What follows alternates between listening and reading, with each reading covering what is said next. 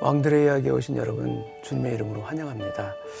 오늘 나누고자 하는 성경 말씀은 사르밧 과부의 아들이 죽었을 때 일어난 일을 통해서 하나님은 이 사르밧 과부에게 또 엘리야에게 자신이 어떠한 분이심을 어떻게 나타내시는가, 또 이 과부와 엘리야는 이 상황 가운데서 하나님을 어떻게 이해하고 믿게 되는가라는 부분을 우리가 한번 살펴보고자 합니다. 먼저 기도하고 시작합니다. 아버지 하나님, 우리의 이성과 우리의 판단으로는 도무지 불가능하고 희망이 없는 상황 가운데 있을 때, 그때도 하나님은 일하시는 분이시오. 아니, 오히려 그때도 하나님은 우리 마음을 더욱 하나님의 빛으로 조명해 주시는 분이신 것을 우리가 오늘 깨닫기를 원합니다. 그래요, 어려운 시대를 살아가는 오늘날 우리 모두에게 하나님이 멀리 계신 분이 아니요 더 가까이 계신 분이고 더 사랑으로 우리를 지켜보시는 분이신 것을 우리가 다시 한번 새롭게 깨닫고 확신하는 이 시간 되게 하여 주옵소서. 예수님의 이름으로 기도합나이다. 아멘. 오늘 성경 말씀은 열왕기상 17장 17절에서 24절까지 말씀 제가 먼저 봉독합니다. 이 일 후에 그 집주인 되는 여인의 아들이 병들어 증세가 심히 위중하다가 숨이 끊어진지라. 여인이 엘리야에게 이르되, 하나님의 사람이여, 당신이 나와 더불어 무슨 상관이 있기로 내 죄를 생각나게 하고 또 내 아들을 죽게 하려고 내게 오셨나이까. 엘리야가 그에게 그의 아들을 달라 하여 그를 그 여인의 품에서 받아 안고 자기가 거처하는 다락에 올라가서 자기 침상에 누이고 여호와께 부르짖어 이르되, 내 하나님 여호와여, 주께서 또 내가 우거하는 집 과부에게 재앙을 내리사 그 아들이 죽게 하셨나이까 하고 그 아이 위에 몸을 세 번 퍼서 엎드리고 여호와께 부르짖어 이르되, 내 하나님 여호와여, 원하건대 이 아이의 혼으로 그의 몸에 돌아오게 하옵소서 하니, 여호와께서 엘리야의 소리를 들으심으로 그 아이의 혼이 몸으로 돌아오고 살아난지라. 엘리야가 그 아이를 안고 다락에서 방으로 내려가서 그의 어머니에게 주며 이르되, 보라, 내 아들이 살아났느니라. 여인이 엘리야에게 이르되, 내가 이제야 당신은 하나님의 사람이시오, 당신의 입에 있는 여호와의 말씀이 진실한 줄 아노라 하니라. 아멘. 성경에 보면은 죽은 사람이 살아나는 장면이 예수님의 부활 이전에도 이제 몇 번 있지 않습니까? 뭐 나사로가 그러했고요. 근데 오늘 이 사르밧 과부의 아들이 죽었다가 살아나는 장면은 이 성경상에 우리가 보다 보면은 죽은 사람이 살아나는 바로 첫 번째 기록에 해당하는 그런 사건입니다.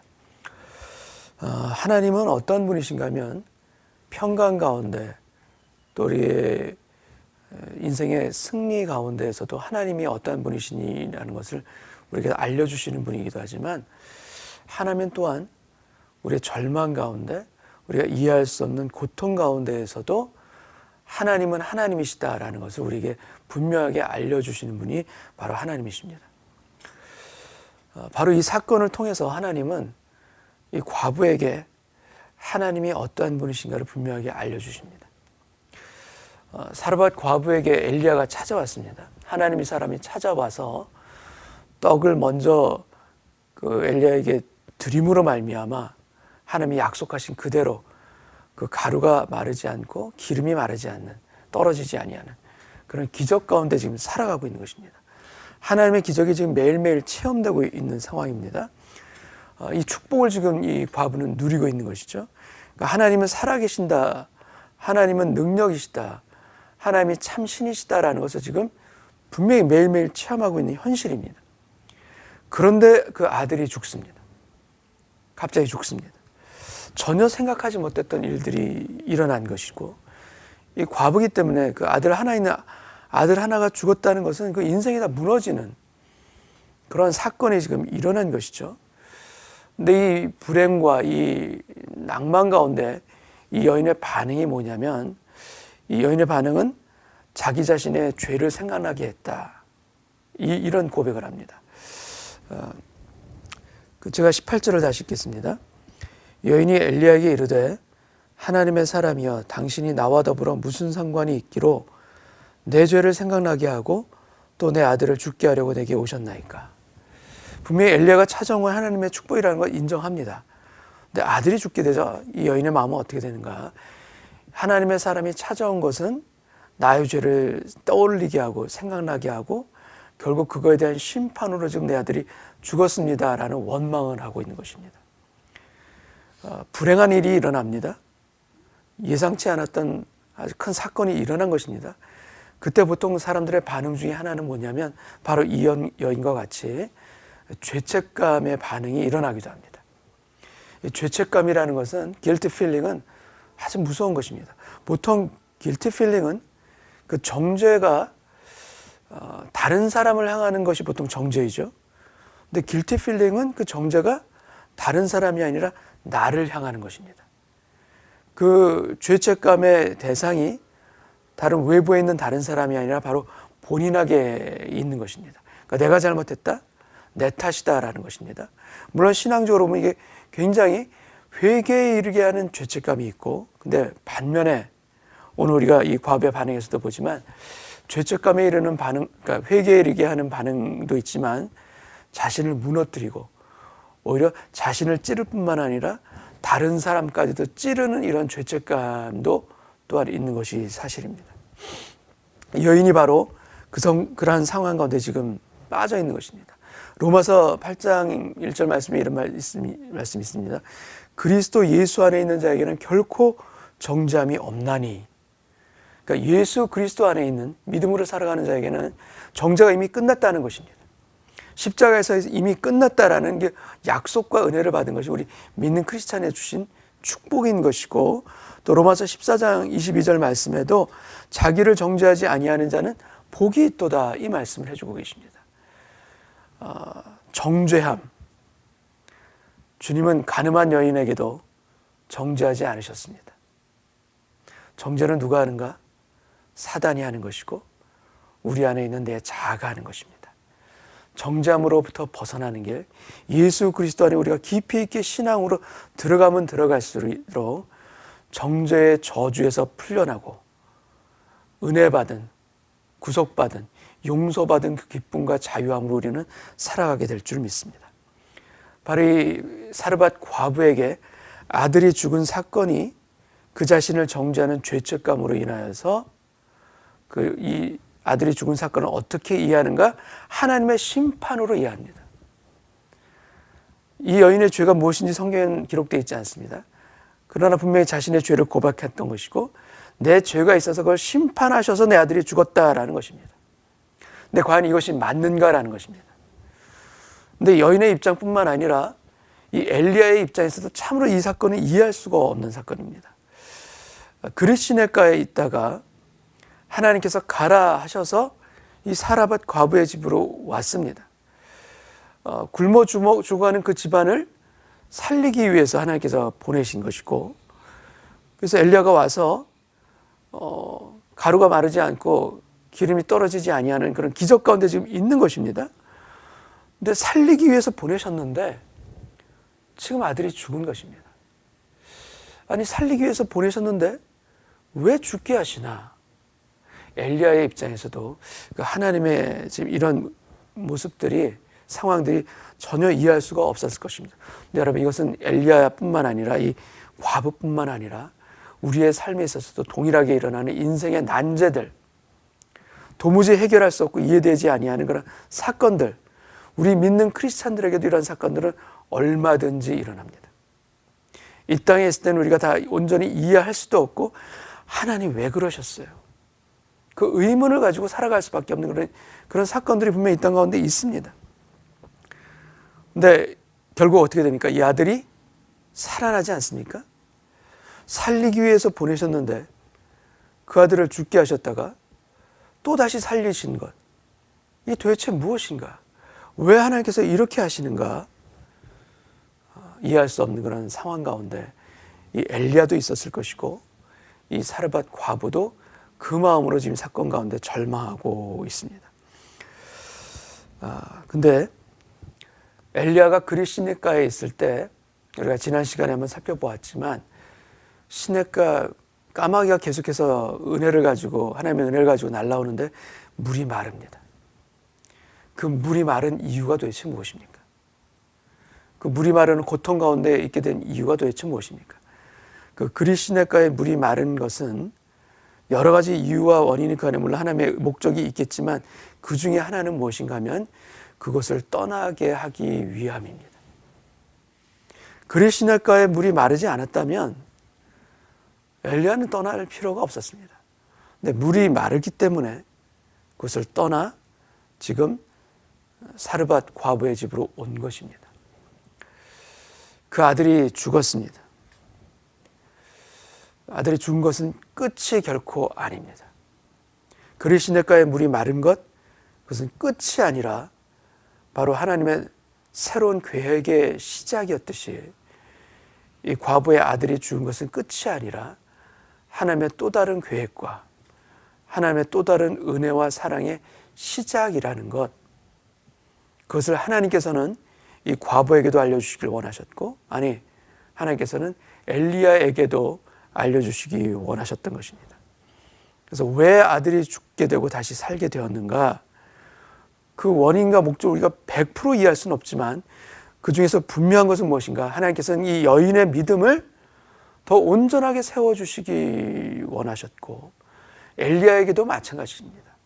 엘리야에게도 하나님의 사람으로서 더 구비되어지고 더 준비되어지고 더 깊어지고 더 넓어지고 높아지는 하나님이 어떠한 분이신가에 대한 분명하고도 확실한 그 체험들이 쌓여지는 이 시간과 은혜가 이 아들이 죽었다가 다시 살아나는 이 사건을 통해서 일어나게 됩니다. 갈멜산의 기적이 이제 우리가 18장에서 보게 되지 않습니까? 불이 떨어지는 기적이 있고 850대 1로 싸우게 되는 기적의 장면이 있고, 또 오늘은 그 이전에 한 과부의, 이름도 없는 과부의 아들이 죽었다가 엘리야의 기도와 간구를 통하여 살아나는 장면이 기록되어 있습니다. 여러분, 이 두 사건 중에서 어떤 것이 더 놀라운 기적입니까? 갈멜산에서 불이 떨어지는 것과 죽었던 이름도 모르는 한 과부의 아들이 죽었다가 살아난 것, 이 두 사건 중에서 어떤 것이 더 놀라운 기적입니까? 물론 외면적으로는 갈멜산의 그 850대의 사건이 전 이스라엘이 다 지켜보는 가운데 일어나는 어마어마한 기적인 거 맞습니다.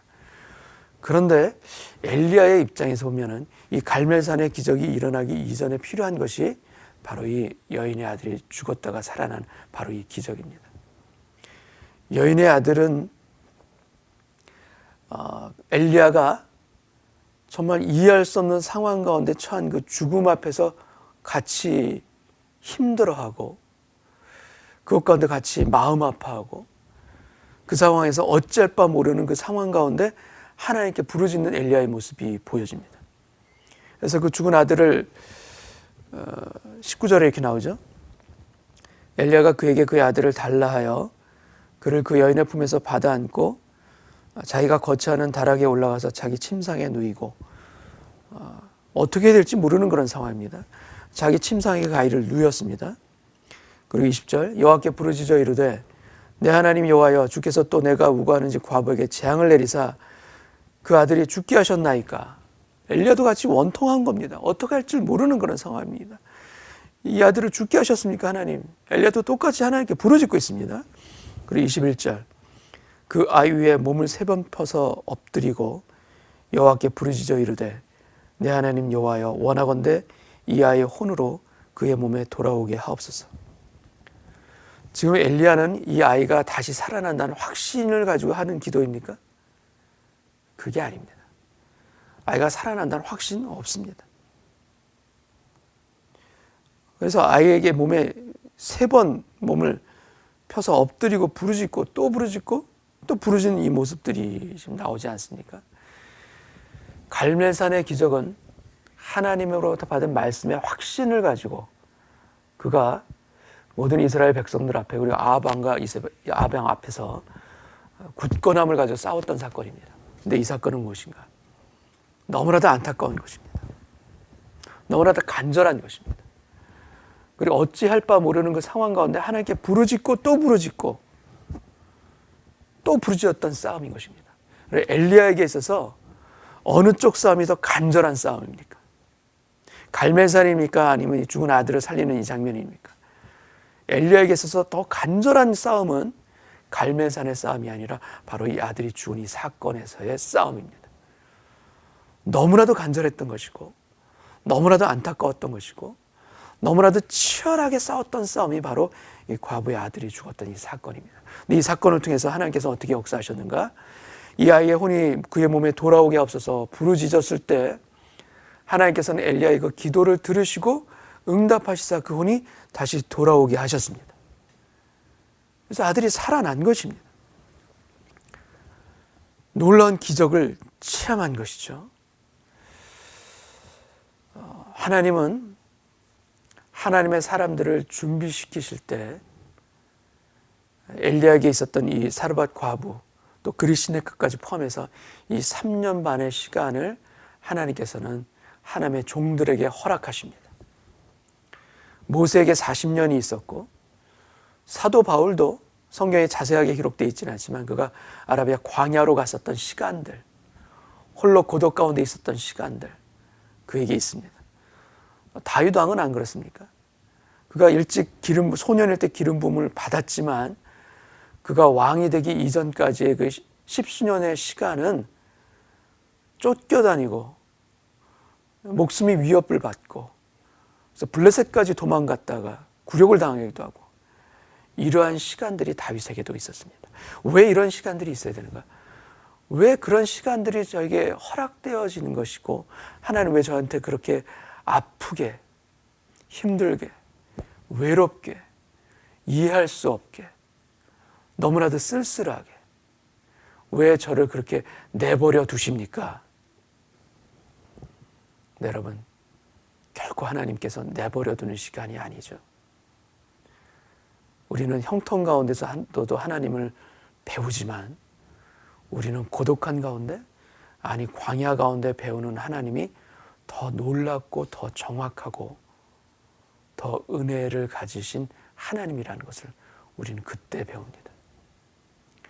이 사르밧 과부의 고백이 그 후에 나오지 않습니까? 24절에 이제 아들이 살아났습니다. 여인이 엘리야에게 이르되 내가 이제야 당신은 하나님의 사람이시오 당신의 입에 있는 여호와의 말씀이 진실한 줄 아노라.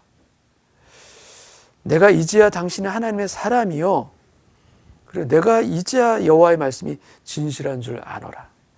이 이전에는 이 여인이 하나님을 몰랐습니까? 그렇지 않습니다.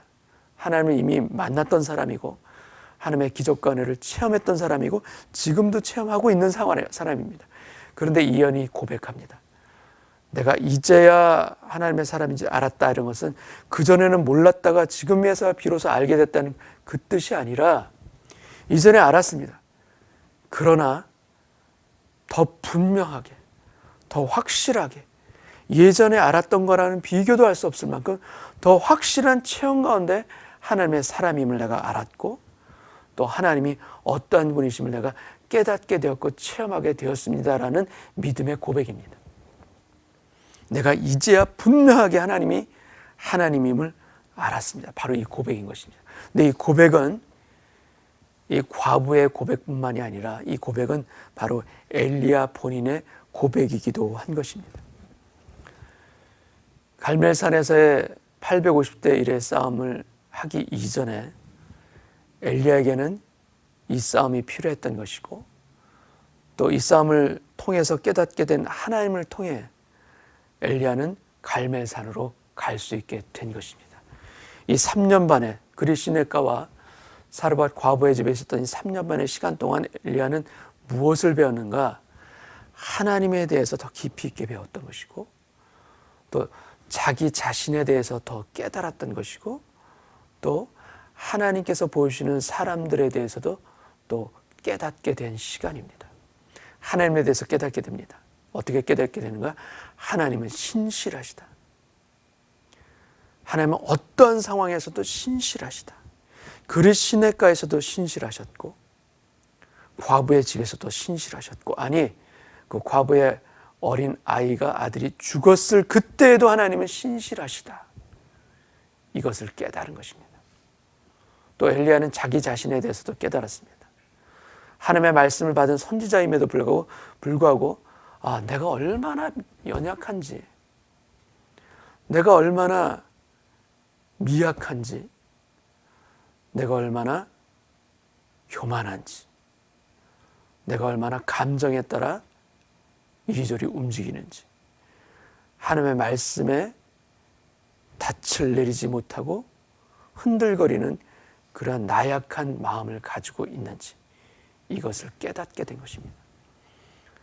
이러한 깨달음, 특별히 지금 코로나 시대를 살고 있는 이 시대에 우리 모두가 깨달아야 될 그런 믿음의 영역이요, 우리 신앙의 길인 줄로 믿습니다. 이때 더욱 우리는 하나님은 신실하신 분이시다, 더 체험적으로 더 깨닫기를 원하고, 또 한 가지는 내가 얼마나 연약한 사람인지 더 깨닫고, 그래서 주님, 저는 주님이 필요합니다. 저는 주님이 반드시 필요합니다. 이 고백으로 우리의 마음이 더 겸비해지고 더 온전해지고 더 진실해질 수 있는 저희 모두 되기를 원합니다. 하나님은 하나님의 사람들을 단련시키시고 하나님이 어떠한 분이신지를 깨닫게 해주시고 보여주십니다. 우리의 믿음의 눈을 열고 하나님의 광대하심과 하나님의 신실하심을 우리가 더욱 분명하게 바라보고 깨달을 수 있는 저와 여러분 되시기를 주님의 이름으로 축원합니다. 기도하겠습니다. 하나님, 여인의 아들이 죽었을 때 여인만 절망한 것이 아니라 엘리야도 함께 절망하고 낙담하고 그 이해할 수 없는 상황 가운데 하나님께 부르짖습니다. 그러나 그 부르짖음을 통하여서 하나님의 기적을 체험하게 되고, 무엇보다도 하나님은 신실하신 분이시다. 하나님은 하나님의 사람에게 언제나 자신을 드러내기 원하시는 분이시다. 그 깨달음과 체험 가운데 갈멜산의 싸움을 준비할 수 있는 그 훈련과 연단의 시간을 보내게 하심을 믿습니다. 주님, 우리에게도 우리가 원치 않을지라도 연단이 우리에게 있음을 믿고, 우리가 제대로 볼 수 있는 눈의 실력이 없을지라도 우리를 그 광야에서 친히 이끄시며 우리를 더 순수한 그릇으로, 온전한 그릇으로 빚어가시는 하나님의 손길이 우리에게 이미 임하고 계신 줄 믿습니다. 그 믿음으로 하나님의 나를 빚어주시는 그 손길을 바라볼 때, 주님, 지금 우리가 겪고 있는 이 상황 속에서도 하나님의 하나님 되심을 우리는 찬미할 수 있게 될 것이고, 하나님의 여호와 하나님의 목자 되어 주심을 우리는 믿고 따르게 됨을 고백합니다. 주여, 그 은혜의 하나님을 다시 한번 바라보는 이 시간 되게 하여 주시길 원하고, 나의 연약함을 주님 앞에 고백하며 예수님의 이름으로 기도하옵나이다. 아멘.